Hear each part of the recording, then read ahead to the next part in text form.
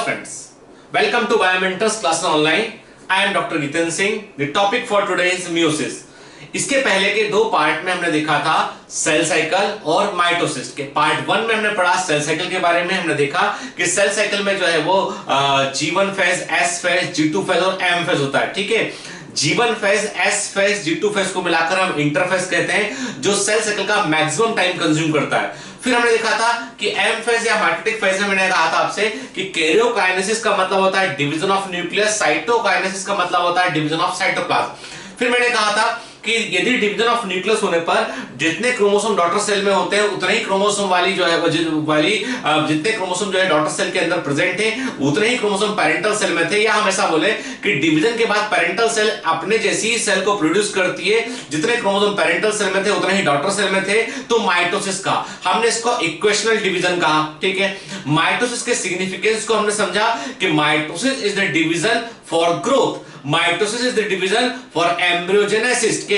तो वास्तव में माइटोसिस एक बड़ा इंपॉर्टेंट डिवीजन था। ठीक है, फिर अब आते हैं हम, और माइटोसिस को हमने सोमेटिक डिवीजन भी कहा था। अब हम आते हैं आगे मियोसिस में कि मियोसिस में ऐसा क्या खास है और मियोसिस जो है वो क्यों होता है, what is the significance about meiosis. देखिए सिंपल सी बात है कि चलिए हम अपना ही एग्जांपल लेते हैं, ह्यूमन बीइंग्स का एग्जांपल लेते हैं कि हमारे पास जो है वो 46 क्रोमोसोम होते हैं। कि मैंने कहा आपसे कि एक मेल है और एक फीमेल है। ठीक है ना, 46 क्रोमोसोम जो है वो मेल के पास है, 46 क्रोमोसोम फीमेल के पास है। यानी हमारी हर सेल के पास में जो है 23 पेयर ऑफ क्रोमोसोम है। तो every cell in human beings is having 46 chromosome. ठीक है ना, तो मान लिया मैंने कहा कि यदि गैमेट बनता है, मेल गैमेट मेल से बना, यहां से फीमेल गैमेट बना। ठीक है, तो कल्पना करते हैं, हम इमेजिन करते हैं कि यदि मियोसिस ना होता तो जो गैमेट बनते हैं, मान लीजिए हम एक समझने के लिए कि क्यों मियोसिस जरूरी है, we just want to know कि व्हाई मियोसिस इज एसेंशियल। तो मैंने आपसे कहा क्या होता यदि जो है मियोसिस ना होता और माइटोसिस से गैमेट बनते, तो मेल गैमेट में 46 क्रोमोसोम होता, फीमेल गैमेट में 46 क्रोमोसोम होता। जब फर्टिलाइजेशन होता तो 92 क्रोमोसोम होते हैं जाइगोट के अंदर। अरे ये तो इसका मतलब तो यह हो कि हर जनरेशन में क्रोमोसोम नंबर बढ़ता चला जाता है। और इंपॉर्टेंट बात तो यह है कि जो भी हायर ऑर्गेनिज्म होते हैं उनमें पॉलीप्लॉइडी कंडीशन जो है वो टॉलरेट नहीं कर पाते हैं, एक्सेप्ट प्लांट। कुछ प्लांट को यदि आप छोड़ दें तो most of the animals they can not tolerate the polyploid condition. वो क्रोमोसोम के मल्टीपल सेट्स को जो है वो टॉलरेट नहीं कर पाते हैं और कोई ना कोई लीथल कैरेक्टर अपने आप को एक्सप्रेस करता है जिससे उनकी डेथ जाती है। तो सिंपल सी बात ये कि ये तो गड़बड़ है। यदि हमने गैमेट बनाते समय माइटोसिस का प्रयोग किया और हमने जो है सिमिलर सेल का, जैसी हमारी सेल्स थी वैसा ही गैमेट प्रोड्यूस कर दिया, तो गड़बड़ हो जाएगी। क्रोमोसोम अगली जनरेशन में जो है वो डबल हो जाएगा। तो क्या किया, अब जो है नेचर ने, प्रकृति में जो है वो एक डिवीजन हुआ यहां पर कि हमने कहा कि मेल गैमेट बना और गैमेट बनते समय जो विभाजन हुआ हमने कहा वो हुआ मियोसिस। ठीक है ना, मियोसिस।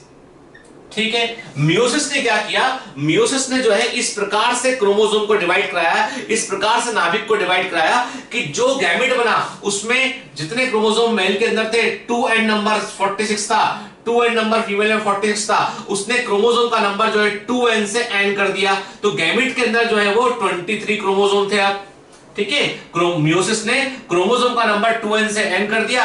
जो रिजल्टेंट सेल बनी, जो परिणाम स्वरूप कोशिका बनी, जिनको हमने गैमेट का, मेल गैमेट या फीमेल गैमेट का, उसमें 23 क्रोमोसोम थे। जब फर्टिलाइजेशन हुआ तो 46 क्रोमोसोम जाइगोट के अंदर हो गए। इसका मतलब यह हुआ meiosis is an important division. Meiosis एक महत्वपूर्ण विभाजन है जो पीढ़ी दर पीढ़ी, जनरेशन आफ्टर जनरेशन क्रोमोसोम का नंबर मेंटेन करता है। जो गैमेट में क्रोमोसोम नंबर आधा करता है, जब फर्टिलाइजेशन होता है तो क्रोमोसोम का नंबर रीएस्टैब्लिश रहता है, दोबारा से उतना ही रहता है जितना पेरेंट्स के अंदर था। तो हम कहते हैं कि मियोसिस और फर्टिलाइजेशन दो ऐसी फिनोमिना है, मियोसिस और फर्टिलाइजेशन दो ऐसी फिनोमिना है जो जनरेशन आफ्टर जनरेशन, पीढ़ी दर पीढ़ी क्रोमोसोम के नंबर को मेंटेन रखते हैं। यदि मियोसिस ना होता तो जाहिर सी बात है कि क्रोमोसोम के नंबर हर जनरेशन में डबल होते चले जाते और जो कि वास्तव में प्रैक्टिकली ऑर्गेनिज्म टॉलरेट नहीं कर पाते। तो meiosis is an important division जो क्रोमोसोम के नंबर को पीढ़ी दर पीढ़ी मेंटेन रखता है with the help of fertilisation. इसका मतलब यह भी हुआ कि meiosis is not a normal kind of division, meiosis एक सामान्य विभाजन नहीं है, क्योंकि ये क्रोमोसोम के नंबर को पहले से आधा करता है। ये बॉडी की हर सेल में नहीं होता है, क्योंकि बॉडी की हर सेल में जो है वो गैमेट्स नहीं बनते, ये केवल उन सेल्स में होता है जहां गैमेट्स का फॉर्मेशन होता है, ठीक है ना। तो ये तो बात की हमने म्यूसिस के सिग्निफिकेंस की। और दूसरी इंपॉर्टेंट बात ये होती है, यदि हम जो दूसरी इंपॉर्टेंट बात ये होती है कि meiosis is a source of variations, meiosis is a source of continuous variations. Meiosis जो है वो जीन्स के रिकॉम्बिनेशन को तैयार करता है, जीन्स के नए संयोजन को तैयार करता है। अब वो कैसे करता है हम आगे देखते हैं स्मिथ के। चलिए, तो अभी पहला पॉइंट हमने देखा कि म्यूसिस जो है वो रिडक्शनल डिवीजन कहलाता है। क्यों रिडक्शनल डिवीजन कहलाता है? क्योंकि क्रोमोसोम के नंबर को ये पहले पेरेंटल सेल से डॉटर सेल में आधा कर देता है, ये 2n से n कंडीशन को एस्टैब्लिश करता है। डिप्लॉइड सेल में जब म्यूसिस होगा तो बनने वाले सेल जो है वो हैप्लॉइड होंगी। क्लियर? दूसरी बात, जिन कोशिकाओं में, जिन सेल्स में म्यूसिस होता है वे कोशिकाएं विशेष कोशिकाएं होती हैं, स्पेसिफिक सेल होती है। They are targeted cells for meiosis, जो वास्तव में उन सेल्स को हम कहते हैं जो वास्तव में वे कोशिकाएं जो अगली पीढ़ी में जनरेशन के लिए, सेक्सुअल रिप्रोडक्शन के लिए भाग ले रही होती हैं, उनको हम मियोसाइट कहते हैं। और या इंपॉर्टेंट बात तो ये कि ये जो मियोसाइट सेल्स होती हैं, ये सेल्स जो है वही म्यूसिस में भाग लेती हैं। अब इंपॉर्टेंट बात तो ये कि जो म्यूसिस है वो भी 3 तरह का होता है। पहला होता है जाइगोटिक म्यूसिस, जैसे एल्गी में होता है। जैसे हम बात करते हैं एल्गी में, फॉर एग्जांपल मैं एल्गी स्पाइरोगैरा की बात करता हूं, पढ़ा हुआ है हम लोगों ने टेक्सोनॉमी में। एल्गी स्पाइरोगैरा जो होती है वो जब उसमें सेक्सुअल रिप्रोडक्शन होगा तो जाइगोट बनेगा। जाइगोट में थिक वॉल कवरिंग होगी, ऐसे जाइगोट को हम जाइगोस्पोर कहते हैं। तो याद रखना है, स्पाइरोगैरा में जो जाइगोट होता है उसमें थिक वॉल कवरिंग होती है, जाइगोस्पोर कहते हैं। जब जाइगोस्पोर का इसका अंकुरण होगा, जब जाइगोस्पोर का जर्मिनेशन होगा, तो at that time meiosis takes place, वहां पर क्या होगा? म्यूसिस होगा। और जाइगोटिक म्यूसिस होगा तो इसका मतलब जब जाइगोट में मियोसिस होगा तो एम्ब्रियो का फॉर्मेशन नहीं होगा, याद रखना बेटा के। तो जहां जहां जाइगोट में म्यूसिस होगा वहां वहां एम्ब्रियो नहीं बनेगा, इसलिए सभी एल्गी ए एम्ब्रियोफाइटा होती हैं। एल्गी में एम्ब्रियो का फॉर्मेशन नहीं होता है, ठीक है ना। और जो मेन बॉडी बनेगी वो बनेगी हैप्लॉइड, मुख्य बॉडी जो बनेगी वो बनेगी हैप्लॉइड। तो जाइगोटिक म्यूसिस जो है हमको लोअर प्लांट्स एल्गी में देखने मिलती है और इनमें एम्ब्रियो का फॉर्मेशन नहीं होता है, म्यूसिस जाइगोट में होती है और रिजल्टेंट एल्गी जो होती है वो हैप्लॉइड बनती है। चलिए, तो पहला तो हमने ये देखा। फिर दूसरा बात करते हैं स्पोरिक म्यूसिस। स्पोरिक म्यूसिस का मतलब होता है कि ऐसी म्यूसिस जो स्पोर के निर्माण के दौरान होती है। जैसे कि प्लांट्स के अंदर माइक्रोस्पोर बनते हैं और मेगास्पोर बनते हैं। तो प्लांट में क्या होता है कि microspore mother cell, microspore mother cell, microspore mother cell जो है ये डिप्लॉइड सेल होती है। इस सेल में होती है मियोसिस, इस सेल में होती है मियोसिस, उससे बनते हैं माइक्रोस्पोर, उससे बनते हैं माइक्रोस्पोर। तो प्लांट्स के अंदर माइक्रोस्पोर मदर सेल में होगी म्यूसिस, उससे बनेगा microspore.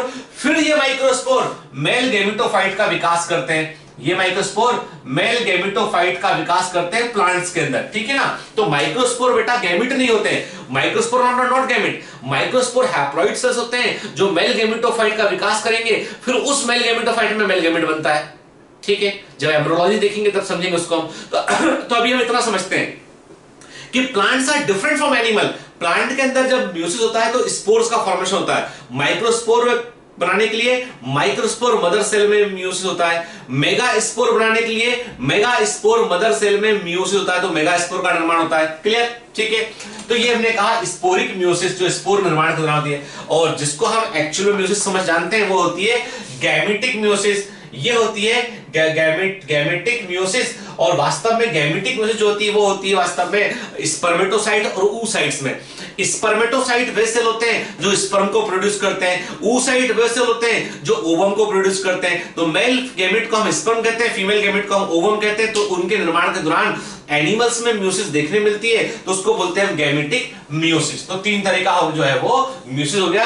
Zygotic meiosis lower plants जैसे कि एल्गी में, इनमें एम्ब्रियो का फॉर्मेशन नहीं होता है, मेन प्लांट बॉडी हैप्लॉइड होती है। स्पोरिक म्यूसिस प्लांट में मेगास्पोर और माइक्रोस्पोर के बनते समय होगा। और गैमेटिक म्यूसिस जो है वो एनिमल्स में होगा जो मेल गैमेट और फीमेल गैमेट के निर्माण के समय होगा। अब कुछ बातें बड़ी इंपॉर्टेंट है जो एग्जाम में पूछी जाती है, तो नोट डाउन कर लीजिएगा उसको कि meiosis first observe by von Mendel. Meiosis को पहली बार देखा था वॉन मेंडन ने। Meiosis first observe by von Menden. Meiosis को पहली बार देखा था वॉन मेंडन ने। First time describe by Winiwarter. पहली बार म्यूसिस को जो है समझाया था विनी वाटर ने, फर्स्ट टाइम इसको डिस्क्राइब किया और टर्म म्यूसिस को फार्मर और मुरे ने दिया। टर्म म्यूसिस को फार्मर और मुरे ने जो है म्यूसिस वर्ड को दिया। म्यूसिस को पहली बार डिस्क्राइब किया था विनी वाटर ने, फर्स्ट टाइम इसको जो है ऑब्जर्व किया था वॉन मेंडल ने। ठीक है ना। चलिए अब आते हैं हम इंपॉर्टेंट बात, सबसे बड़ी महत्वपूर्ण बात ये होती है कि म्यूसिस एक ऐसा डिवीजन है, ध्यान से मेरी बात सुनना बेटा, भूलना नहीं बिल्कुल। म्यूसिस एक ऐसा डिवीजन है जिसमें एक ऐसी प्रोसेस है, एक ऐसा डिवीजन है जिसमें वास्तव में डीएनए एक बार डबल होता है कि it doubles only one time, एक बार डबल होता है डीएनए। ठीक है ना। ठीक है। Chromosome divide only one time, chromosome केवल एक बार डिवाइड होते हैं, but nucleus divide two time, परंतु न्यूक्लियस दो बार डिवाइड करता है। ठीक है। म्यूसिस एक ऐसा विभाजन है, वेरी वेरी आईएमपी, म्यूसिस एक ऐसा विभाजन है जिसमें डीएनए डबल केवल एक ही बार होता है। ठीक है, समझिए, वो एस फेज में एक ही बार डीएनए डबल होता है, उसके बाद क्रोमोसोम जो है वो एक ही बार डिवाइड करते हैं, लेकिन न्यूक्लियस दो बार डिवाइड करता है। इसका मतलब ये है कि डिवीजन ऑफ न्यूक्लियस ही तो कैरियोकाइनेसिस है।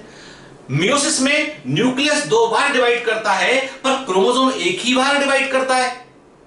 बात को समझ में नहीं आ रही है। ठीक है, कोशिश करते हैं समझने की, चलिए इसको हम। ठीक है, तो एक काम करते हैं, अभी हम इतना समझ जाते हैं कि म्यूसिस के दो हिस्से, म्यूसिस में दो डिवीजन इन्वॉल्व है, एक म्यूसिस फर्स्ट, दूसरा होता है म्यूसिस सेकंड।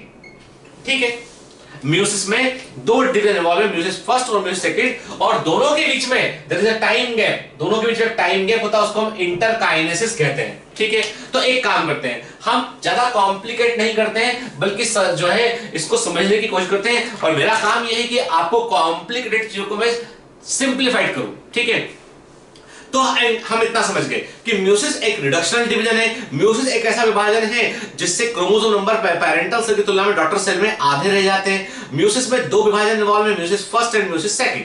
तो पहले एक काम करते हैं, म्यूसिस फर्स्ट को समझते हैं कि म्यूसिस फर्स्ट में चार फेज होती हैं, प्रोफेज फर्स्ट, ठीक है, metaphase first, anaphase first and telophase first.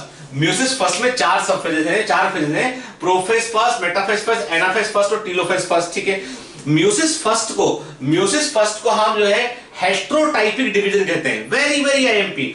Meiosis first को हम हेट्रोटाइपिक डिवीजन कहते हैं, या वास्तविक अर्थों में रिडक्शनल डिवीजन कहते हैं, क्योंकि म्यूसिस फर्स्ट ही वह डिवीजन है, म्यूसिस फर्स्ट ही वह डिवीजन है जो क्रोमोसोम नंबर को आधा करता है। वेरी वेरी आईएमपी, कैसे करता हम आगे देखते हैं। म्यूसिस फर्स्ट ही वह डिवीजन है जो क्रोमोसोम नंबर को जो है वो आधा करता है। तो एक काम करते हैं, म्यूसिस फर्स्ट को हम जो है वो सीक्वेंस से समझने की कोशिश करते हैं। सबसे पहले बात करते हैं प्रोफेज फर्स्ट की, प्रोफेज फर्स्ट। ठीक है, इंपॉर्टेंट एक फॉर्मूला बेटा याद कर लो, भूलना कभी नहीं इसको के। ठीक है, कोड वर्ड दे रहा हूं आपको मैं, LZPD², भूलना नहीं, LZPD²। ठीक है ना, ये आपको पांचों सरफेस, एग्जाम में कई बार तो सरफेस का सीक्वेंस पूछा गया है कि इन सरफेस का सीक्वेंस क्या होता है, तो रटने की बजाय हम एक फॉर्मूला याद करते हैं, LZPD²। ठीक है ना, L का मतलब है लैप्टोटीन, ठीक है, Z का मतलब है जाइगोटीन, P का मतलब है पैकाइटीन, D² में पहले D का मतलब है डिप्लोटीन, और चौथे लास्ट D का मतलब है डाइकाइनेसिस, दूसरे D का मतलब डाइकाइनेसिस। ठीक है, तो पहला तो क्वेश्चन ये हो गया कि म्यूसिस के प्रोफेज फर्स्ट में कितनी सबफेज होती हैं। तो म्यूसिस के प्रोफेज फर्स्ट में 5 सबफेज होती हैं, उनके नाम क्रम से क्या है, तो मैंने आपको बताया, एक कोडवर्ड याद करते हैं, LZPD²। L फॉर लैप्टोटीन, ठीक है ना, Z फॉर जाइगोटीन, ठीक है ना, P for pachytene, D for diplotene, D for diakinesis, ठीक है। तो 5 सब फेज होती है इसमें, क्लियर।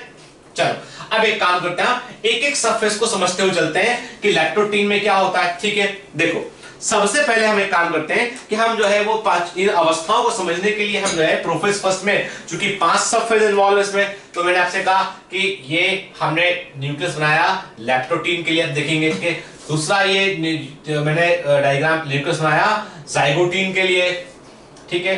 तीसरा मैंने बनाया ये पैकाइटीन के लिए, ठीक है, डिप्लोटीन के लिए और ये डाइकाइनेसिस के लिए, ठीक है। तो देखो बेटा पहला स्टेज जो है, फर्स्ट स्टेज मैंने लिखा, सबसे पहले हम प्रोफेज फर्स्ट में आते हैं लैक्टोटीन में, ठीक है। तो लैक्टोटीन में जो वर्ड लैप्टा है, जो वर्ड लैप्टा का मतलब होता है धागे समान, थ्रेड लाइक के। लैक्टोटीन अवस्था में क्रोमोसोम का संघनन शुरू होता है। हमको मालूम है कि जब भी कभी interphase G1 phase, S phase, G2 phase से जब हम M फेज में एंटर करते हैं तो M फेज में डिवीजन ऑफ न्यूक्लियस को केरोकाइनेसिस बोलते हैं। जब म्यूसिस होगा तो M फेज में G2 फेज से सेल सीधा सीधा जो है वो प्रोफेज फर्स्ट में एंटर करेगी तो लैक्टोटीन फेज में आएगी। तो लैक्टोटीन फेज में क्रोमोसोम अपना कंडेंसेशन शुरू करेंगे, क्रोमेटिन रेटिकुलम से अलग होकर वो क्रोमोसोम के फॉर्म में कंडेंस होना शुरू करेंगे। इस समय क्रोमोसोम हमको जो है वो धागे समान, थ्रेड समान दिखाई देते हैं, हमें थ्रेड के समान वो दिखाई देते हैं, ठीक है। तो इसमें क्या होता है कि ये ऐसे थ्रेड के समान होते हैं कि इनका एक सिरा टीलोमियर, इनका सिरा टीलोमियर जो होता है वो न्यूक्लियर मेम्ब्रेन के पास होता है और एक दूसरा सिरा इनका जो होता है वो मैंने कहा वो न्यूक्लियर मेम्ब्रेन के पास हमको देखने मिलेगा ऐसा, ठीक है। एक क्रोमोसोम ने जो है वो, देखो बेटा चूंकि म्यूसिस पढ़ रहे हैं तो क्रोमोसोम का एक सेट मां से आता है, एक पिता से आता है, तो होमोलोगस क्रोमोसोम की हम बात करते हैं क्योंकि हमारे पास क्रोमोसोम जोड़े में होते हैं, सेट में होते हैं। तो हम यहाँ पर भी एक जोड़ा क्रोमोसोम का लेकर चल रहे हैं और उस जोड़े में मैंने जो ब्लू क्रोमोसोम बनाया वो कल्पना करते हैं, इमेजिन करते हैं फादर का है, और रेड क्रोमोसोम जो मैं बनाने जा रहा हूं वो मदर का, इमेजिन करते हैं, ठीक है ना। तो क्या हुआ, लैक्टोटीन में पतले धागे के समान, लैक्टोटीन में पतले धागे के समान हमें क्रोमोसोम दिखाई दिए यहाँ पे, और हमें इनमें जो है वो वास्तव में ये अवस्था को लैक्टोटीन कहा हमने। और इसमें क्या होता है, कुछ जगह पे क्रोमोसोम थोड़ा सा अधिक कंडेंस होता है तो कुछ मोती से दिखाई पड़ते हैं इसमें क्रोमोसोम। ये तो इसका सेंट्रोमियर हो गया इसका, ठीक है। तो कुछ जगह पर क्या होता है कि क्रोमोसोम में कुछ हमें जो है संघनन के कारण कुछ बिंदु दिखाई पड़ते हैं, ये कंडेंसेशन के कारण कुछ पॉइंट दिखाई पड़ते हैं, तो हम इसको बोलते हैं बीडेड एपरेंस के, मोती सदृश अपैर, बीडेड एपरेंस, बीडेड एपरेंस जो है हमको मोती सदृश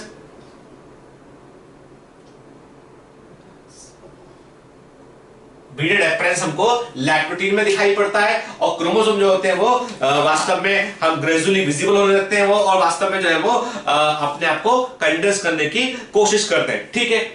तो ये बात, तो लैक्टोटीन में हमको हमारे पास में ज्यादा कुछ जो है हम ऐसा बोलते हैं बहुत कॉम्प्लिकेटेड कुछ नहीं है इसमें, सिंपल सी बात है, क्रोमोसोम रेटिकुलम से अलग हुआ, कंडेंस हो रहा है और वो क्रोमोसोम के फॉर्म में आने की कोशिश कर रहा है। जैसे जैसे डिवीजन में आगे जाएंगे वैसे तो क्रोमोसोम को और कंडेंस होना पड़ेगा। अब हम आते हैं जाइगोटीन पे, this is very very important. अब हम आते हैं जाइगोटीन पे, अगले स्टेज पे है जाइगोटीन स्टेज में आते हैं, ठीक है।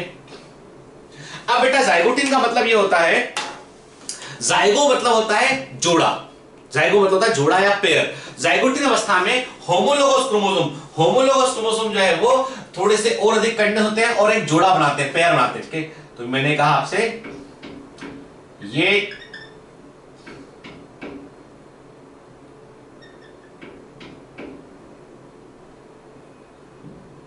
ठीक है, ये क्रोमोसोम थोड़ा और अधिक कंडेंस हुआ, ठीक है, और ये दूसरा क्रोमोसोम है, होमोलोगस क्रोमोसोम, दूसरा होमोलोगस क्रोमोसोम है, ठीक है।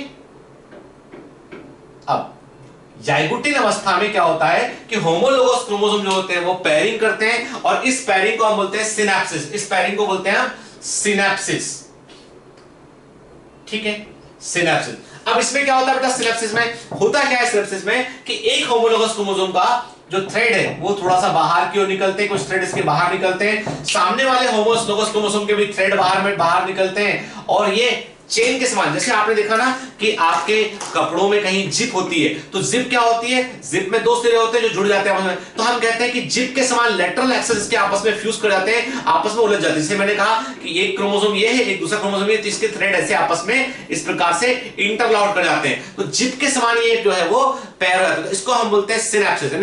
जाइगोटिन अवस्था की खासियत होती है कि होमोलोगस क्रोमोसोम। अब होमोलोगस क्रोमोसोम का मतलब ऐसा क्रोमोसोम एक जो मदर से आया है, एक फादर से आया है, दो क्रोमोसोम जो एक जैसे होते हैं, जोड़े के क्रोमोसोम को हम होमोलोगस क्रोमोसोम बोलते हैं। The chromosome which is present in pair are called homologous chromosome. एक मां से आता है, एक पिता से आता है, ठीक है। अब ये होमोलोगस क्रोमोसोम जो है वो पैरिंग करते हैं, पैरिंग को हम सिनैप्सिस कहते हैं या सिंडेसिस कहते हैं, एक वर्ड और यूज करते हैं सिंडेसिस। तो होमोलोगस क्रोमोसोम की पैरिंग को हम सिनैप्सिस कहते हैं या सिंडेसिस कहते हैं, ये हमको जाइगोटिन अवस्था में देखने मिलता है। कभी कभी पैरिंग ऐसे होती है कि पूरे के पूरे लेटरल एक्सेस में एक सिरे से लेके दूसरे सिरे तक हो जाती है, तो पूरे के पूरे दोनों क्रोमोसोम आपस में जो है वो लॉक्ड हो जाते हैं, चिप के समान, चेन के समान, तो हम कहते हैं इसको सिनेप्टोनिमल कॉम्प्लेक्स कहते हैं। तो मेडिकल एंट्रेंस के लिए आपको नीट के लिए क्या याद रखना है बेटा कि पैरिंग ऑफ होमोलोगस क्रोमोसोम कब होता है, जाइगोटिन में होता है। दो बार बोलेंगे, दोनों बार आप सुनिए और याद कर लीजिए। Pairing of homologous chromosome zygotene में होता है, pairing of homologous chromosome zygotene में होता है। पैरिंग ऑफ क्रोमोसोम को क्या बोलते हैं बेटा, उसको हम बोलते हैं सिनैप्सिस कहते हैं, ठीक है। अब इंपॉर्टेंट बात ये, इस समय ये दोनों स्ट्रक्चर दिखाई पड़ रहे हैं, ये दोनों स्ट्रक्चर जो है वो एक जोड़े के रूप में दिखाई पड़ रहे हैं, इसे हम बोलते हैं बाइवैलेंट, इसे बोलते हैं बाइवैलेंट। तो बाइवैलेंट का मतलब होता है बेटा कि ऐसे दो क्रोमोसोम का जोड़ा जिसमें दोनों दो सेंट्रोमेर होते हैं और जिसमें 4 क्रोमेटिड होते हैं। वास्तव में हर एक क्रोमोसोम का एक डीएनए और भी पीछे छिपा हुआ है। तो एक बाइवैलेंट में क्या होता है, एक जोड़े में क्या होता है, 2 सेंट्रोमेर और 4 क्रोमेटिड। मेडिकल एंट्रेंस में पूछा गया है, तो इसमें बेटा क्या है, इसमें जो है वो 2 सेंट्रोमेर है और 4 क्रोमेटिड है। एक थ्रेड सामने आपको दिखाई पड़ रहा है और एक इसके पीछे छिपा हुआ है। ये थ्रेड पैकाइटिन में बाहर दिखाई पड़ेगा आपको, तो जाइगोटिन में आपको ऐसा दिखाई पड़ रहा है। तो ये बाइवैलेंट है। तो बाइवैलेंट का फॉर्मेशन सिनेप्सिस का होना, सिनेप्टोनिमल कॉम्प्लेक्स का बनना, होमोलोगस क्रोमोसोम की पैरिंग का होना, सब कहां होता है, जाइगोटिन में होता है। बिल्कुल सही, ठीक है। अब जाइगोटिन से हम आगे आते हैं पैकाइटिन अवस्था में। जाइगोटिन के बाद हम अगली अवस्था में आते हैं, उसे हम बोलते हैं पैकाइटिन अवस्था। ये कहलाता है पैकाइटिन अवस्था, ठीक है। अब पैकाइटिन अवस्था में क्या होता है कि जब हम पैकाइटिन अवस्था में आते हैं तो इसमें होता है कि जो होमोलोगस क्रोमोसोम होते हैं वे क्रोमोसोम थोड़े और अधिक कंडेंस आते हैं, ठीक है, थोड़े और अधिक कंडेंस आते हैं और उनका छिपा हुआ थ्रेड जो है वो नजर आने लगता है, छिपा हुआ थ्रेड हमको नजर आने लगता है, ठीक, छिपा हुआ थ्रेड हमको नजर आने लगता है, क्रोमोसोम और अधिक कंडेंस हो गए, ठीक। तो यहां पे हमको ये टेट्राड दिखाई पड़ता है। क्या दिखाई पड़ता है हमको, ये टेट्राड। तो अब ये हमको ये स्ट्रक्चर को हमने बोल दिया टेट्राड, इसको बोला क्या बोला, टेट्राड। यहां पे हमको 4 क्रोमेटिड एक साथ दिखाई पड़ रहे हैं, टेट्राड। अब इंपॉर्टेंट बात क्या होती है बेटा कि जाइगोटिन अवस्था में एक एक बात को बड़े ध्यान सुनिए। कोई भी चीज को स्किप करेंगे तो एग्जाम में गलती कर बैठेंगे, तो एग्जाम में गलत ना हो इसलिए मैं मेहनत कर रहा हूं आपके लिए, ठीक है। तो मेरी बात ध्यान सुनो बेटा, क्या होता है, जाइगोटिन में होमोलोगस क्रोमोसोम की पैरिंग हुआ, क्लियर, ठीक है, हुआ। अब जाहिर सी बात है धागे उलझ चुके हैं आपस में। हम बिल्कुल सिंपल एग्जांपल लेते हैं, लाइफ से एग्जांपल लेते हैं। तो मैंने आपसे कहा कि इमेजिन करते हैं कि पतंग के धागे थे, रेड कलर का ब्लू कलर का, दोनों पास पास आके तो उलझ गए। अब उलझे हुए धागे को हम वापस चाह रहे हैं कि वापस अपने जगह पहुंच जाए, हमने खींचा धागा। जब थ्रेड को खींचेंगे तो क्या होगा, थ्रेड टूट जाएगा। टूट के हो सकता है कि इसकी गांठ उसमें लग जाए, उसकी गांठ इधर लग जाए, ठीक है। बिल्कुल वैसे ही क्या होता है कि वास्तव में यहां पर एंजाइम्स इन्वॉल्व होते हैं, रिकॉम्बिनेज नाम के एंजाइम इन्वॉल्व होते हैं। और वो एंजाइम क्या करते हैं, वो कहीं ना कहीं कट लगाए थे इसमें, और कट लगाने से क्या होता है कि ये कट लगा, और कट लगने पर जो है ये कट लगने पर ये इस क्रोमोसोम का ये वाला हिस्सा, इमेजिन करते हैं ये हिस्से आपस में बदला गए, ये हिस्से आपस में एक्सचेंज हो गए, ठीक है।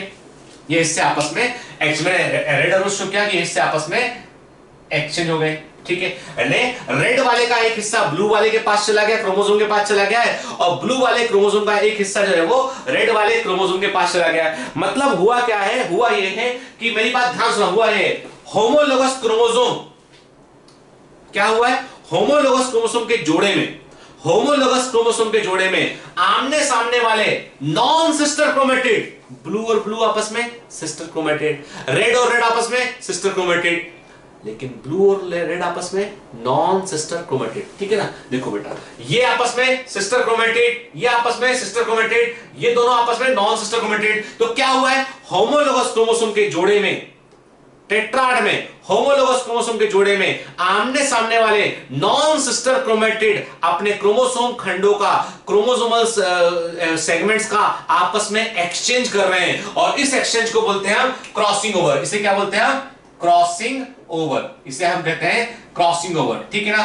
क्रॉसिंग ओवर, तो क्रॉसिंग ओवर किस अवस्था में होता है, क्रॉसिंग ओवर पैकाइटिन अवस्था में होता है। Very very IMP, crossing over जो है वो पैकाइटिन अवस्था में होता है। क्रॉसिंग ओवर में होता क्या है, क्रॉसिंग ओवर में होता यह है कि होमोलोगस क्रोमोसोम के जोड़े अपने आमने सामने वाले नॉन सिस्टर क्रोमेटिड के साथ में अपने खंडों का एक्सचेंज कर देते हैं। इसमें रिकॉम्बिनेज एंजाइम सिस्टम काम करता है, और रेड एक क्रोमोसोम का खंड दूसरे क्रोमोसोम के पास चला जाता है। इस घटना को क्रॉसिंग ओवर कहते हैं, और क्रॉसिंग ओवर जेनेटिक रिकॉम्बिनेशंस को प्रोड्यूस करती है। क्रॉसिंग ओवर जेनेटिक मेकअप में थोड़ा थोड़ा चेंज लाती है कि इसका क्रोमोसोम उसके पास चला गया, उसका उसके पास चला गया, ठीक है। और यही चेंज सेक्सुअल रिप्रोडक्शन के लिए वेरिएशन का आधार बनते हैं। लैंगिक प्रजनन बायोलॉजिकल इवोल्यूशन के लिए बड़ा इंपॉर्टेंट है, और चूंकि क्या होता है सेक्सुअल रिप्रोडक्शन में कि जो है वो वेरिएशंस देखने मिलते हैं, और वही वेरिएशन जो है वो सिलेक्शन, बेस्ट सिलेक्शन के लिए रिस्पॉन्सिबल है। कि प्रकृति बोलती है कि जो है वो नेचुरल सिलेक्शन उसका होता है जो सर्वाइवल ऑफ फिटेस्ट, जो सबसे बेस्ट होगा उसका सिलेक्शन होगा,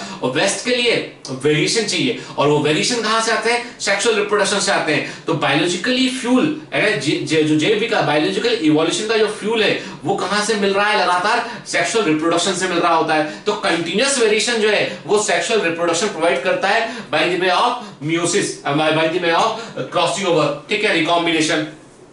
तो अब एक छोटा सा रिकॉल मारते हैं, ठीक है, छोटा सा रिकॉल करते हैं। लैक्टोटीन अवस्था में बीडेड अप्रेस दिखाई पड़ा, क्रोमोसोम का संघनन शुरू हुआ, मोती समान दिखाई दिया हमको, टेलोमेर न्यूक्लियर मेम्ब्रेन से जुड़े हुए हैं इसके। जाइगोटिक अवस्था में होमोलोगस क्रोमोसोम का पैरिंग हुआ, पैरिंग को सिनेप्सिस का, सिंथेसिस का, और पेयर्ड स्ट्रक्चर को बाइवेलेंट का या सिनेप्टोनिमल कॉम्प्लेक्स का। फिर पैकाइटिन अवस्था में क्रॉसिंग ओवर हुआ। क्रॉसिंग ओवर होने से क्या हुआ कि क्रोमोसोम ने आपस में दूसरे अपने अपने हिस्से बदल लिए हैं। तो अब क्या हुआ बेटा, अब हुआ ये कि वास्तव में यहां पर ऐसा स्ट्रक्चर बन चुका है, ठीक है। यहां पर जो है वो ब्लू वाला हिस्सा जो इसके पास पहुंच गया है, और रेड वाला हिस्सा जो है वो इसके पास यहां आ चुका है, ठीक है। तो यहां पर जो है वो तो क्रॉसिंग ओवर कहां हुआ, वो हमको पैकाइटिन अवस्था में देखने मिला, ठीक है। अब आते हैं हम डिप्लोइड अवस्था में। इन सभी अवस्थाओं में ऐसा कहा जाता है कि इन सभी अवस्थाओं में पैकाइटिन अवस्था जो है वो लंबी अवस्था होती है, महत्वपूर्ण अवस्था होती है, और पैकाइटिन के बाद डिप्लोइड अवस्था भी जो है वो महत्वपूर्ण अवस्था होती है। डिप्लोइड अवस्था जो है इन पांचों में सबसे लंबी अवस्था हो सकती है, स्पेशली इन वर्टिब्रेट्स। वर्टिब्रेट्स में डिप्लोइड अवस्था जो है कुछ महीनों से लेके कुछ साल तक हो सकती है, ठीक है। अब हम पैकाइटिन के बाद आते हैं, मैंने एरो वहां से आके यहां से कंटिन्यू कर लिया। पैकाइटिन के बाद हम आते हैं डिप्लोटीन अवस्था में, ठीक है। डिप्लोइड अवस्था में क्या होता है बेटा, होता है इस अवस्था में कि जो होमोलोगस क्रोमोसोम थे वो और अधिक संघनित है, होमोलोगस क्रोमोसोम का संघनन और अधिक बढ़ चुका होता है, क्रोमोसोम का कंडेंसेशन पहले से और अधिक हो चुका होता है, ठीक है। और ठीक है, पहले से और अधिक हो चुका होता है, ठीक।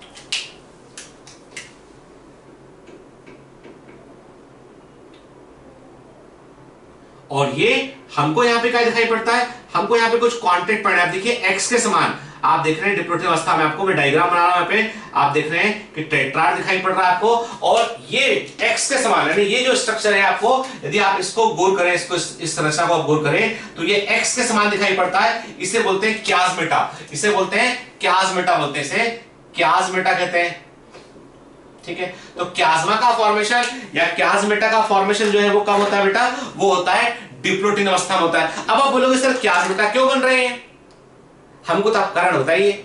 देखो बेटा, जब होमोलोगस क्रोमोसोम का पैरिंग हुआ था तो थ्रेड आपस में उलझ गए थे, उलझने के बाद जो है वो जब थ्रेड अंदर की ओर जाएगा, संघनन जब हुआ तो संघनन होने का मतलब है कि थ्रेड को अंदर लेकर आओ, कोई कंडेंस कर रहा है, तो उसमें जो है थ्रेड आपस में उलझ के टूट गए, रिकॉम्बिनेज एंजाइम ने वहां पर हेल्प किया, और ये क्रॉसिंग ओवर हुआ। क्रॉसिंग ओवर के बाद क्या हुआ कि रेड वाले एक क्रोमोसोम का हिस्सा दूसरे क्रोमोसोम के पास पहुंच गया, और उसका हिस्सा मेरे पास आ गया, ठीक है, एक पहले वाले क्रोमोसोम के पास आ गया। तो क्या होता है, ये बिल्कुल वैसी बात होती है, आप समझ लीजिए इसको, कि जब आप छोटे थे तो कभी कभी क्या था, आपके पड़ोस में मान लो कोई बच्चा था जिस बच्चे के साथ में आप जो है खेला करते थे, और जो छोटे बच्चे होते हैं 3-4 साल के बच्चे होते हैं, खेलते खेलते वो अपने टॉयज बदलते। उसने कहा कि तू मेरी कार ले ले मुझसे, मैं तेरी गन तुझसे ले लेता हूं। तो उस बच्चे ने क्या किया, मेरा बच्चा छोटा है वो कई बार ऐसा करता है, उसने जो है बाजू वाले पड़ोसी जाके जो है अपनी कार उसको दे दी और उसकी बंदूक लेके अपने घर में आ गया।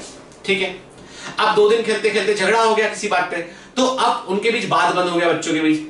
तो थोड़ी देर बाद मेरा बच्चा बोलता है उससे कि चल मेरी कार वापस कर, वो बोलता है मेरी गन वापस कर। मतलब एक झगड़े के बावजूद जो है एक कांटेक्ट पॉइंट बचा था, वो बदली हुई चीज, क्योंकि बच्चों को तो बात करना था आपस में, वो बच्चे जो है वो बात चाह रहे थे, आपस में बात कर रहा है, लेकिन कोई मुद्दा नहीं था, कोई उनके पास लॉजिक नहीं था किस पे बात करते। उन्होंने अपने खिलौने वापस करने पे बात किया। फिर उसने क्या बोला, दूसरे बच्चे ने बोला कि देख भाई, एक बार जब कोई चीज बदल लेते ना वो वापस नहीं करते फिर, ठीक है, तूने बदला था ना, अब वापस नहीं होगा। एग्जैक्टली आप बोलोगे सर इसका इधर का कनेक्शन, अरे एग्जैक्टली ऐसे ही तो क्रोमोसोम की जिंदगी में घट रहा है कि क्या हुआ कि जाइगोटिन में धागे उलझ गए थे, टूट के बदला गया आपस में। अब रेड वाला क्रोमोसोम जो है वो मॉलिक्यूलर अट्रैक्शन के चलते वो चाहता है कि रेड वाला भाग वापस मिल जाए, ब्लू वाला क्रोमोसोम चाहता है कि उसे ब्लू वाला भाग पार्ट वापस मिल जाए। तो उस मॉलिक्यूलर अट्रैक्शन चलते जो वो क्रोमोसोम आपस में एक्सेप्ट पॉइंट बनाते हैं, और ये जो कॉन्टेक्ट पॉइंट होता है क्रोमोसोम का, इसे बोलते हैं क्याज़मेटा, इसे बोलते हैं क्याज़मेटा। ये कॉन्टेक्ट पॉइंट करता है क्याज़मेटा, और ये क्याज़मेटा जो है वो एक जगह पे स्थिर नहीं होते हैं, बल्कि ये ऊपर की ओर मूव करते हैं। इस प्रोसेस को बोलते हैं टर्मिनेलाइजेशन, इसे बोलते हैं टर्मिनेलाइजेशन। यानी क्याज़मेटा ऐसे बनता है बेटा, ये इस तरह करके, और फिर धीमे धीमे जो सिरे तक मूव करेगा, फिर दोनों क्रोमोसोम दूर दूर हट जाएंगे कि अब कोई चीज पॉसिबल नहीं है। एक बार बदला गया, यदि आपने इसको इससे बदल दिया, आपने इसका इधर लगा दिया आपने, अब वो चेंज नहीं हुआ, अब हो गया तो हो गया। ठीक है, तो हमारे लिए काम का चीज क्या है कि डिप्लोटिन अवस्था में जो है वो क्याज़मेटा फॉर्मेशन होता है, और जो है वो टर्मिनलाइजेशन होता है। क्याज़मेटा का टर्मिनलाइजेशन का मतलब क्या होता है, टर्मिनलाइजेशन का मतलब होता है कि क्याज़मा का टीलोमेर की तरफ मूवमेंट, क्याज़मा टीलोमेर की तरफ ऐसे होता है बेटा, समझ लो, ध्यान से देखो, ये क्याज़मा है, धीमे धीमे सिरे तक जाएगा और अलग अलग हट जाएगा। तो क्रोमोसोम भी ऐसे ही करते हैं। तो ये मैंने कहा कि डिप्लोटिन अवस्था में जो है टर्मिनेशन की शुरुआत होती है और क्याज़मेटा का फॉर्मेशन को दिखाई पड़ता है। फिर हम आते हैं डाइकाइनेसिस में। डाइकाइनेसिस में सबसे पहले न्यूक्लियर मेम्ब्रेन गायब हो जाती है, न्यूक्लियर मेम्ब्रेन गायब रहता है, और क्रोमोसोम जो है और अधिक कंडेंस हो गए। मैंने कहा है क्रोमोसोम कंडेंस हो गए और टर्मिनेशन कंप्लीट हो चुका होता है, और क्रोमोसोम एक दूसरे से अलग हो चुके होते हैं। ठीक है ना, ये मैंने कहा, ये बनाया मैंने एक क्रोमोसोम जिसमें क्रॉसिंग के बाद रिकॉम्बिनेशन हो चुका है, दूसरा क्रोमोसोम। ठीक है, हम डायग्राम इसलिए बना रहे ताकि कॉन्सेप्ट हमको बेहतर समझ में आए बेटा। ठीक है, तो आप देखो, ये अवस्था है डाइकाइनेसिस, ये अवस्था है डाइकाइनेसिस। ठीक है, तो ये प्रोफेज फर्स्ट में आपने देखा कि आपको जो है डाइकाइनेसिस में टर्मिनेशन पूरा हो चुका होता है। तो आपने क्या देखा, आपने देखा प्रोफेज फर्स्ट में कि जो है लेप्टोटीन, जाइगोटीन, पेप्टाइडिन, डिप्लोटिन, डाइकाइनेसिस अवस्था थे। अब हर एक से क्वेश्चन आता है बेटा। लेप्टोटीन में थ्रेड लाइक अरेंजमेंट दिखाई पड़ता है, बीडेड अपीयरेंस होता है, मोती सदृश अरेंजमेंट दिखाई पड़ता है, क्रोमोसोम का संगठन की शुरुआत होती है। जाइगोटिन में सिनेप्सिस होता है, होमोलोगस क्रोमोसोम का पेयरिंग होता है, सिनेप्सिस को सिंथेसिस भी कहते हैं। पेयरिंग जब क्लोजली होता है, पूरा एंड टू एंड होता है, तो सिनेप्टोनिमल कॉम्प्लेक्स कहते हैं। पेयर्ड क्रोमोसोम को बाइवेलेंट कहते हैं, बाइवेलेंट टेट्राइड के रूप में दिखाई पड़ता है पेकाइटिन में, और पेकाइटिन में क्रॉसिंग ओवर होता है। क्रॉसिंग ओवर में होमोलोगस क्रोमोसोम के आमने सामने वाले नॉन सिस्टर क्रोमेटिड के बीच क्रोमोसोम के खंडों का आदान प्रदान होता है एंजाइम रिकॉम्बिनेंस सिस्टम के प्रेजेंस में। ठीक है, फिर डिप्लोटिन में क्याज़मेटा फॉर्मेशन होता है, क्याज़मा दिखाई पड़ते हैं, और जो है वो क्याज़मा का सिरे की ओर मूवमेंट टर्मिनेलाइजेशन कहलाता है। डाइकाइनेसिस में न्यूक्लियर मेम्ब्रेन गायब हो जाती है। ठीक है, चलिए, तो ये तो कंप्लीट हुआ प्रोफेज फर्स्ट, ये देखा हमने प्रोफेज फर्स्ट अवस्था को। तो सारे पॉइंट हमने यहां पर समझ लिए हैं, और इसके बाहर एग्जाम में क्वेश्चन नहीं आता। अब एक काम करते हैं, हम समझते हैं इस वक्त कि अब हम आ गए हैं मेटा। प्रोफेज फर्स्ट कंप्लीट हुआ, तो प्रोफेज फर्स्ट के बाद हम आते हैं मेटाफेज फर्स्ट में। जब हम मेटाफेज फर्स्ट की बात करते हैं तो एक बात हमें क्लियर है कि मेटाफेज अवस्था में हमेशा जो है वो जो है न्यूक्लियर स्पिंडल एपरेटस का निर्माण होगा, नाभिकीय स्पिंडल उपकरण का निर्माण होगा। तो मैंने कहा कि ये न्यूक्लियर स्पिंडल एपरेटस का निर्माण कर रहे हैं हम, तो हमने कहा ये एस्टर्नस दिखाई पड़ रही है आपको। ठीक है, प्लांट्स में सीधे सीधे स्पिंडल फाइबर बन सकते हैं। ये इक्वेटर है, तो ये मैंने कहा ये हो गया है पोल, ये पोल है, ये पोल है, और ये क्या है बेटा, ये है इक्वेटर। ठीक है ना, तो मेटाफेज फर्स्ट में न्यूक्लियर स्पिंडल एपरेटस का फॉर्मेशन होगा, नाभिकीय स्पिंडल उपकरण का फॉर्मेशन होगा, और होमोलोगस क्रोमोसोम एक दूसरे को ऐसे अरेंज करेंगे। अब वो गलती मत करना, माइटोसिस में मैंने कहा था आपसे मैंने माइटोसिस में कहा था कि इक्वेटर पे क्रोमोसोम अपने आप ऐसे अरेंज करेंगे कि सेंट्रोमेयर के ठीक बीच से इक्वेटर गुजरेगा। लेकिन यहां पर होमोलोगस क्रोमोसोम में एक मां से आया है, एक पिता से आया है, एक क्रोमोसोम का एक सेट मदर से आया, एक पिता से आया, फादर से हट के। तो क्या होता है, ये क्रोमोसोम कहते हैं कि हम किसी के एक दूसरे के ऊपर नीचे अरेंज नहीं होंगे हम, ठीक है। ये क्रोमोसोम यहां पर होमोलोगस क्रोमोसोम का अरेंजमेंट आमने सामने होता है, एक chromosome and equator in chromosome के बीच से गुजर जाता है। समझते हैं, चलिए ठीक है।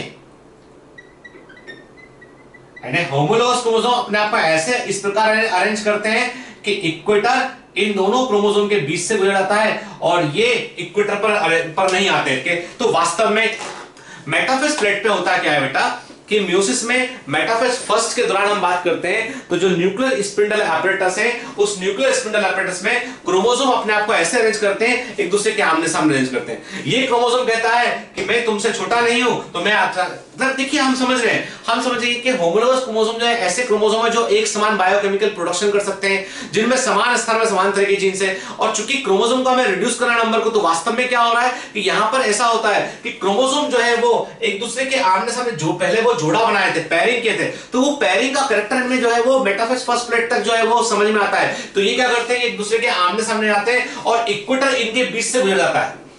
जबकि माइटोसिस में क्या था, माइटोसिस में एक दूसरे के ऊपर नीचे अरेंज हो गए थे, लेकिन यहाँ पर चूंकि क्रोमोसोम नंबर आधा करना है और ये म्यूसिस है, तो इसमें ऐसा नहीं होता है। इसमें क्या होता है कि न्यूक्लियर स्पिंडल एपरेटस जो है वो उन्होंने अपने आप को जो है वो उस पर इक्वेटर के आमने सामने जोड़े में अरेंज किया। तो हमने कहा ये पेयर में इस प्रकार आमने सामने अरेंज हो गए, ठीक है। अब जो स्पिंडल फाइबर है वो जुड़ जाते हैं। कुछ स्पिंडल फाइबर ऐसे कंटिन्यूअस पोल टू पोल निकल जाते हैं, कुछ ऐसे होते हैं जो पोल से निकलते हैं क्रोमोसोम से जुड़ जाते हैं, ठीक है।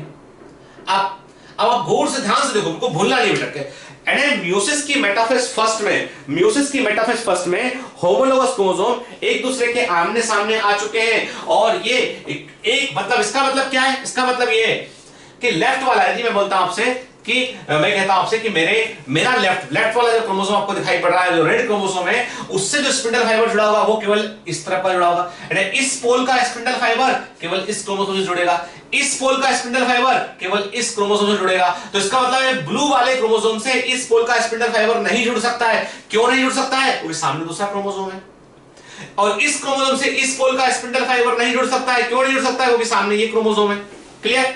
तो इसका मतलब तो ये हुआ कि एक क्रोमोसोम से जो होमोलोगस क्रोमोसोम के जोड़े हैं उसमें एक इस क्रोमोसोम से यहां का स्पिंडल फाइबर जुड़ा है, इस क्रोमोसोम से यहां का स्पिंडल फाइबर जुड़ा है। तो ये हो गया मेटाफेज फर्स्ट। तो इसका मतलब ये कि मेटाफेज फर्स्ट में मेटाफेज प्लेट के आमने सामने क्रोमोसोम जोड़े में अपने आप को अरेंज कर लेते हैं, अलाइन कर लेते हैं, ठीक है। अब हम आते हैं एनाफेज फर्स्ट पे। तो मेटाफेज फर्स्ट में ऐसा अरेंजमेंट था। एनाफेज फर्स्ट में क्या होगा कि ये कॉन्ट्रैक्शन होगा तो ये स्पिंडल फाइबर क्रोमोसोम को खींचेगा इस तरह। अब मुझे खुद सोच के बताओ, क्या सेंट्रोमेयर डिवाइड करेगा? क्या सेंट्रोमेयर डिवाइड करेगा? नहीं करेगा। क्यों नहीं करेगा बेटा? इसलिए नहीं करेगा क्योंकि देखो आप ये खींच रहा है, अब इसको कोई देखो डिवाइड कब करता वो, जब एक कोई इसको इधर खींचता है, इसको इधर खींचता है। अभी क्या हो रहा है, वो इसको इधर खींच रहा है, इस वाले क्रोमोसोम को इधर खींच रहा है, इसको इधर खींच रहा है। तो इसका मतलब एनाफेज फर्स्ट में वेरी आईएमपी, एनाफेज फर्स्ट में होमोलोगस क्रोमोसोम का जोड़ा जो आमने सामने अरेंज होता है मेटाफेज प्लेट पर, उसके क्रोमोसोम अपोजिट पोल की रिमूव करते हैं।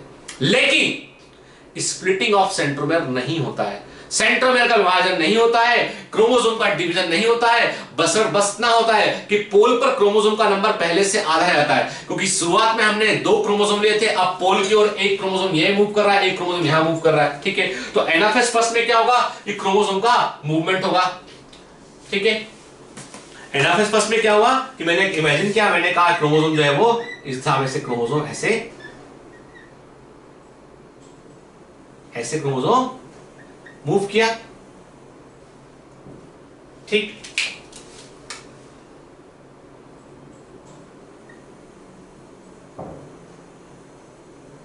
ठीक है, क्रोमोसोम इस प्रकार से जो है वो एक क्रोमोसोम इस तरह मूव किया, एक उस तरह मूव किया। इसका मतलब ये हुआ कि जब हम एनाफेज फर्स्ट में क्रोमोसोम का विभाजन नहीं होता है, होमोलोगस क्रोमोसोम का जोड़े के होमोलोगस क्रोमोसोम के जोड़े के क्रोमोसोम अपोजिट पोल के रिमूव करते हैं और हर पोल पर क्रोमोसोम का नंबर पहले से आधा रह जाता है। ठीक है, चलिए एनाफेज फर्स्ट के बाद हम आते हैं टीलोफेज फर्स्ट में।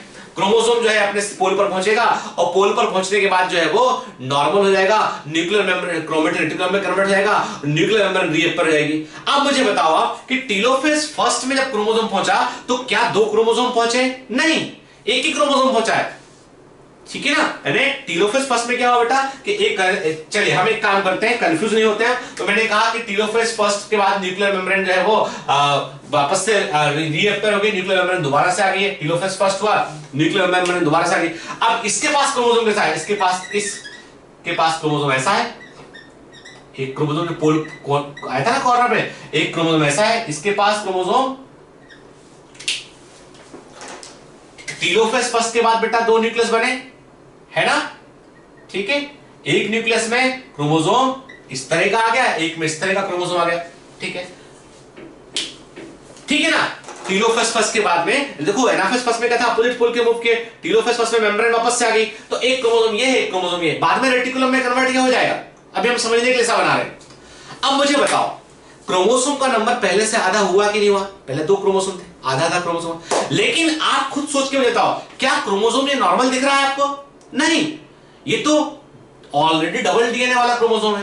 ठीक है, अभी हमने केवल मियोसिस फर्स्ट में हमने केवल क्रोमोसोम का नंबर आधा किया है, पर क्रोमोसोम को डिवाइड नहीं कर पाए हम, क्रोमोसोम को हमने डिवाइड नहीं किया।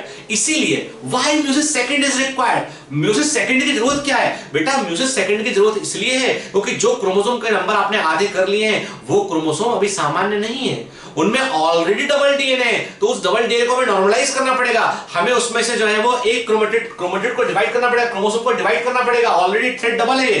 तो इसका मतलब ये कि म्यूसिस फर्स्ट और म्यूसिस सेकंड के बीच में एक टाइम गैप होता है, म्यूसिस फर्स्ट और म्यूसिस सेकंड के बीच में एक टाइम गैप होता है, और जिस टाइम गैप के अंदर जो है वो वास्तव में सेल डिवाइड होने की तैयारी करती है, तो याद रखिए उसको टाइम गैप को बोलते हैं इंटरकाइनेसिस, उसे बोलते हैं इंटरकाइनेसिस। क्या बोलते हैं? इंटरकाइनेसिस कहते हैं। ठीक है, इंटरकाइनेसिस में होता है G1 फेज और G2 फेज। इंटरकाइनेसिस में S फेज नहीं होता है। S फेज क्यों नहीं होता है? क्योंकि ऑलरेडी क्रोमोसोम में डीएनए डबल है, तो S फेज की रिक्वायरमेंट नहीं है। चलिए ठीक है, अब क्या हुआ? टीलोफेज फर्स्ट के बाद इंटरकाइनेसिस में सेल ने फिर तैयारी की डिवीजन की। अब आते हैं हम कहां पर? म्यूसिस सेकंड में। तो म्यूसिस सेकंड जो है ये सिंपली कुछ नहीं बेटा, म्यूसिस सेकंड सिंपली एक माइटोसिस के समान है। Meiosis second is just a simple mitosis. Meiosis second just a simple mitosis. Meiosis second में चार अवस्थाएं होती हैं, prophase second, metaphase second, anaphase second और टीलोफेज सेकंड। प्रोफेज सेकंड में क्या होगा? अर्ली प्रोफेज, मिडिल प्रोफेज और लेट प्रोफेज। अरे ये तो वही जो माइटोसिस है। अब आपको बताओ मैं कि पूरे म्यूसिस सेकंड में से आपको याद क्या रखना है? सब भूल जाइए, सब छोड़ दीजिए। पूरे म्यूसिस सेकंड में से आपको याद रखना है मेटाफेज सेकंड के, मेटाफेज सेकंड और एनाफेज सेकंड के। देखो बेटा, हम एक काम करते हैं, म्यूसिस सेकंड का हम मेटाफेज सेकंड ड्रॉ करते हैं। Nuclear spindle apparatus. ठीक है, चूंकि हमारे एक काम करते हैं, हमारे पास चूंकि दो क्रोमोसोम थे ना, दो न्यूक्लियस हमारे पास, यहाँ पे दो न्यूक्लियस है, तो मैंने आपसे कहा कि मेटाफेज सेकंड, हमने कहा कि मेटाफेज सेकंड के लिए हम जो है वो एक जो है वो डायग्राम तैयार करते हैं। ये न्यूक्लियर स्पिंडल एपरेटस है। ठीक है, एक न्यूक्लियस का हो गया, ये दूसरे न्यूक्लियस के लिए हमने बना लिया ये इक्वेटर है इसका। ठीक है, अब मेटाफेज सेकंड, मेटाफेज प्रोफेज तो ऑलमोस्ट माइटोसिस के समान होता है। तो अर्ली प्रोफेज, मिडिल प्रोफेज की कंडेंसेशन शुरू होगा, उसमें क्रोमोसोम संग्रहण होना शुरू होगा। मेटाफेज सेकंड में हम आते हैं तो हम क्या देखते हैं कि यहां पर क्रोमोसोम अपने आप को कैसे अरेंज करता है। एक क्रोमोसोम जो था वो जो एक क्रोमोसोम हमारे पास जो था उस ये क्रोमोसोम एक हमारे पास ऐसा था, इसने अपने आप को इक्वेटर पर अरेंज किया, इसने अपने आप को इक्वेटर पर अरेंज किया ऐसे। ठीक है, दूसरा क्रोमोसोम जो था हमारे पास दूसरे न्यूक्लियस का, उसने भी अपने आप को इक्वेटर पर ऐसे अरेंज कर लिया।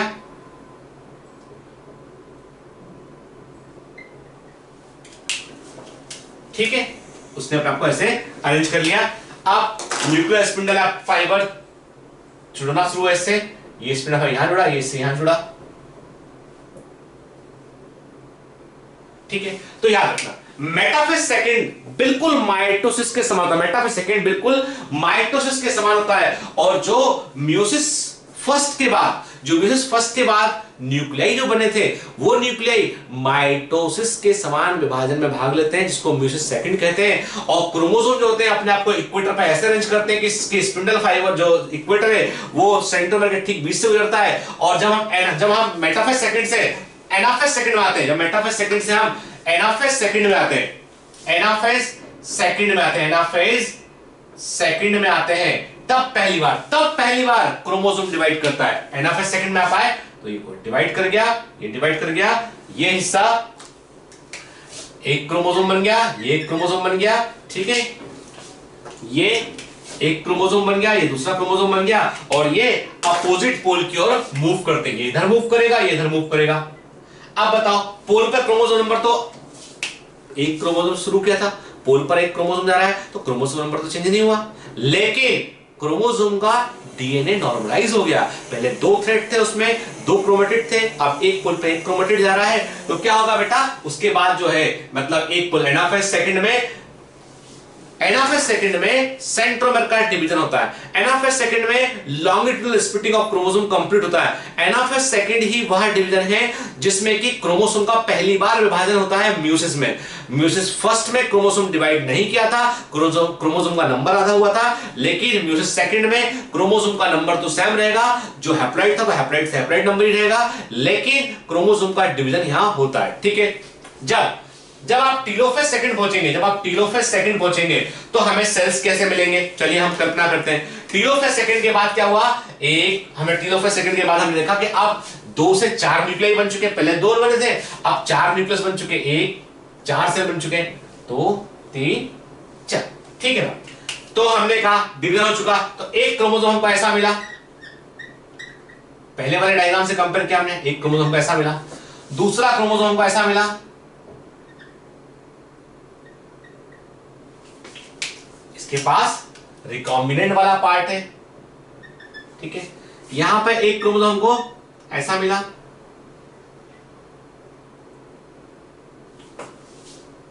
दूसरा क्रोमोसोम को ऐसा मिला, इसमें रिकॉम्बिनेंट वाला पार्ट है, बदला हुआ पार्ट है, क्रॉस बनाना। इसका मतलब जब एक मियोसाइट या सेल म्यूसिस में भाग लेती है, तो उसके बाद टीलोफेज सेकंड के बाद जो न्यूक्लियाई बनते हैं वो चारों क्या एक जैसे हैं? नहीं। ये देखो, ये पेरेंटल कॉम्बिनेशन और ये न्यू रिकॉम्बिनेशन, ये रिकॉम्बिनेशन है, ठीक है। मतलब ये है कि म्यूसिस में क्रॉसिंग ओवर के कारण जो है हमको रिकॉम्बिनेशंस देखने मिलते हैं। तो आप देखो चारों सेल एक जैसी नहीं है, चारों डिफर करती है आपस में, ठीक है ना। तो ये म्यूसिस का सिग्निफिकेंस है। तो ये जो वेरिएशन आते हैं ये म्यूसिस का बड़ा सिग्निफिकेंस है। तो म्यूसिस ने ओवरऑल क्या किया, म्यूसिस ने ओवरऑल जो है वो अब क्या हुआ, पहले 2 क्रोमोसोम से आपने शुरुआत की थी, लास्ट में हम एक क्रोमोसोम तक पहुंच चुके हैं। आपके पास अब प्रश्न उठता है कि इसमें 4 न्यूक्लियस क्यों मिले, हमें 4 सेल क्यों मिली, क्योंकि बेटा पहले डिवीजन से हमने केवल क्रोमोसोम नंबर आधा किया था, दूसरे डिवीजन से हमने उस क्रोमोसोम के अंदर डीएनए कंटेंट को नॉर्मलाइज किया है, डबल से आधा किया। म्यूसिस फर्स्ट और सेकंड के बीच में जो टाइम गैप होता है उसमें एस फेज की रिक्वायरमेंट नहीं होती है, क्योंकि ऑलरेडी क्रोमोसोम कंटेंट जो है वो डबल होता है, ठीक है। तो ये तो बात की मैंने म्यूसिस की। तो म्यूसिस का सिग्निफिकेंस की हम बात करते हैं, तो हमने आपसे कहा कि सिग्निफिकेंस सिंपल सा ये है कि म्यूसिस जो है वो जेनेटिक रिकॉम्बिनेशंस को प्रोड्यूस करती है। म्यूसिस जो है वो सेक्सुअल रिप्रोडक्शन के लिए इंपॉर्टेंट है, क्योंकि क्रोमोसोम नंबर को जनरेशन आफ्टर जनरेशन मेंटेन रखती है with the help of fertilisation. Meiosis से क्रोमोसोम नंबर आधा होगा, फर्टिलाइजेशन से वो रिस्टोर करेगा फिर से, ठीक है ना। तो ये तो बात हुई म्यूसिस की। तो इतना कठिन नहीं है। अब आपको जो है कुछ महत्वपूर्ण स्टेज है, जैसे कि प्रोफेज में जाइगोटिन में क्या होता है, पैकाइटिन में क्या होता है, डिप्लोटिन में क्या होता है, वो सब चीजें आपको याद रखनी है, ठीक है। तो एनाफेज फर्स्ट में होमोलोगस क्रोमोसोम बगैर डिवाइड किए अपोजिट पोल की ओर मूव करते हैं। एनाफेज सेकंड में क्रोमोसोम के क्रोमेटिड अपोजिट पोल की ओर मूव करते हैं, डिवीजन ऑफ सेंट्रोमर होता है यहाँ पे, ठीक है ना, ये याद रखिएगा। अब सिंपल सी बात ये क्या, कुछ बड़े इंपॉर्टेंट न्यूमेरिकल क्वेश्चन टाइप के क्वेश्चन एग्जाम में आते हैं, जैसे कि for the formation of n number of microspore, n संख्या में माइक्रोस्पोर बनाने के लिए, very very IMP, for the formation of n number of microspore कितनी म्यूसिस की आवश्यकता होगी, for the formation of n number of microspore how many meiosis require. तो याद रखना कि जितने माइक्रोस्पोर चाहिए उसके लिए n/4 टाइम म्यूसिस की जरूरत होती है। कारण यह होता है कि एक माइक्रोस्पोर मदर सेल से 4 माइक्रोस्पोर बनते हैं। एक माइक्रोस्पोर मदर सेल से म्यूसिस के बाद 4 माइक्रोस्पोर बनते हैं, चारों सर्वाइव करते हैं। तो n नंबर ऑफ माइक्रोस्पोर बनाने के लिए n/4 टाइम म्यूसिस की आवश्यकता होती है, ठीक है। लेकिन क्वेश्चन चेंज कहां होता है और एग्जामिनर कहां आपके दिमाग से खेलने की कोशिश करता है, कहां आपको उलझाने की कोशिश करता है, पूछता है for the formation of n number of megaspore, n number of megaspore बनाने के लिए कितनी बार म्यूसिस की जरूरत पड़ती है? तो आंसर है n टाइम, आंसर है n टाइम। आप बोलोगे ऐसा क्यों सर? क्योंकि बेटा क्या होता है कि जब मेगास्पोर मदर सेल, मेरी बात ध्यान सुनना, जब मेगास्पोर मदर सेल में होती है म्यूसिस, जब मेगास्पोर मदर सेल में होती है म्यूसिस, तो उससे 4 मेगास्पोर बनते हैं, 4 में से 3 मेगास्पोर डीजनरेट कर जाते हैं, 4 में से 3 मेगास्पोर मर जाते हैं, नष्ट हो जाते हैं, डीजनरेट कर जाते हैं, केवल 1 मेगास्पोर सर्वाइव करता है। इसीलिए n नंबर ऑफ मेगास्पोर बनाने के लिए n टाइम म्यूसिस की जरूरत होती है, जितने मेगास्पोर चाहिए उतनी बार म्यूसिस करनी पड़ेगी, क्योंकि 4 जो बन रहे हैं 4 में से 3 डीजनरेट कर जाते हैं।